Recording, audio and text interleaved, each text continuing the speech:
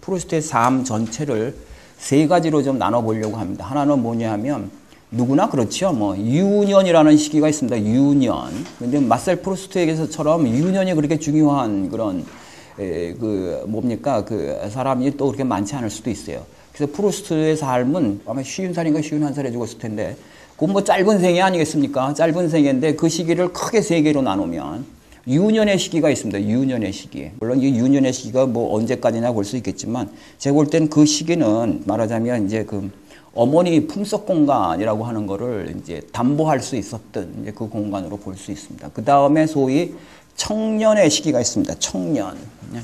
그 시기는 뭐냐 하면 이제 제가 볼 때는 이제 동성애적 뭐 이런 거 알고 살롱들락날락거리는 그런 시기예요. 그리고 그 시기, 그 마지막 시기는 뭐냐 하면 장년의 시기라고 불러야 되겠지만 그런 제가 볼 때는 저는 그건 늙은 고아의 시기라고 보고 있습니다. 늙은 고아. 왜냐하면 그때 엄마 죽은 이후에 이제 프루스트예요.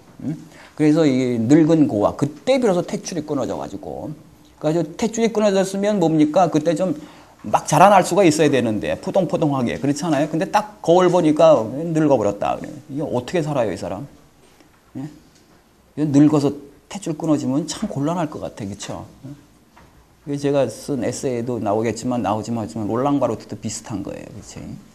60살에 탯줄이 끊어져가지고 뭘 어떻게 해야 될 줄 몰라가지고 그러니까 결국 따라 죽는 이런 게 되는데 그래서 그 늙은 고아의 공간이 있다. 이게 이제 말하자면 그 글쓰기의 시기입니다. 크게 세 개의 그런 그 영역으로 프루스트의 삶을 이제 나눠본다면 각 시기마다 특별한 공간들이 형성된다는 거예요. 특별한 형상들이.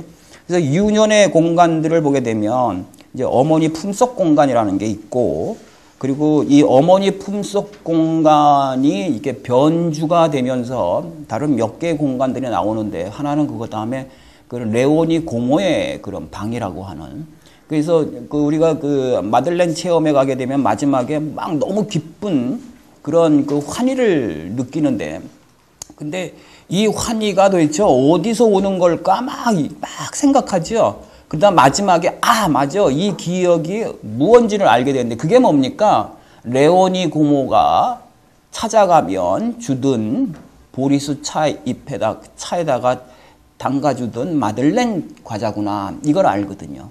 근데 왜 하필이면 레오니 고모일까?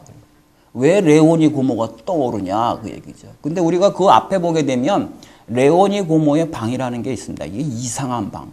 이 방이 여러 개가 있는데 저는 너무 좋아요. 이 레오니 고모의 방이. 그 다음에 뭐냐면 게르망트 이름의 공간이 있습니다. 프루스트의 작품에서 이름이 엄청 중요해요.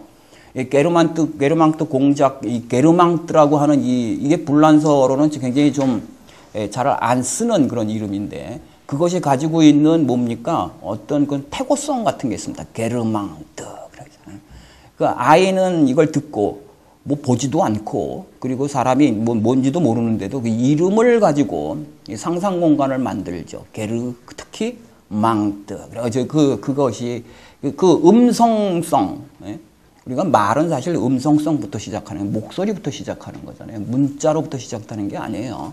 그래가지고 그 상상 공간이 있습니다. 그 다음에 질베르트를 만났을 때 질베르트도 이게 아주 그 이름이 저거 한데 그 질베르트 이름에 또 확 반해가지고 이게 되는 것들도 있고 말이죠. 또 고장의 이름, 동네 이름들 이런 게 있습니다. 그래서 그 이름이라는 게 그 고유명사예요. 보편명사가 아니고 고유명사. 고유명사 공간이라는 게 프루스트에게서 반드시 유년에만 있는 게 아니라 나중에도 굉장히 중요해지는데 그 이름 공간이라는 게 있습니다. 또 하나는 독서 공간이 있습니다. 독서 공간. 그 유년 시절에 했던 것 중에 하나가 뭡니까? 항상 자기 방에 골방에 들어가 가지고 책 읽으려고 하니까 할머니가 뭐죠? 그러지 말고 산책 가거라 만에 그러거든요. 맨날 뭡니까? 그 골방에만 방콕하지 말고 밖에 나가라 그러는데 그러니까 나가는데 뭡니까? 쫓겨나가는 거지. 근데 갈 때 그 뭡니까? 이게 책 들고 가가지고 미루나무 밑에 이제 앉아가지고 서늘한 그늘에 앉아가지고 책을 또 읽거든요. 그래서 이 독서 공간이 있습니다. 이 책을 읽으면서 무슨 이제 세계가 태어나나라고 하는 것.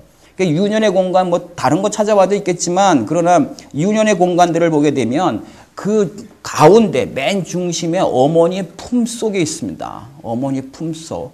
그리고 그것이 변주가 되면서 말하자면 레오니 고모의 공간이 생겨나고 게르망트라고 하는 이름의 공간이 생겨나고 그다음에 여름날 그 독서의 공간이라는 게 이렇게 생겨나요.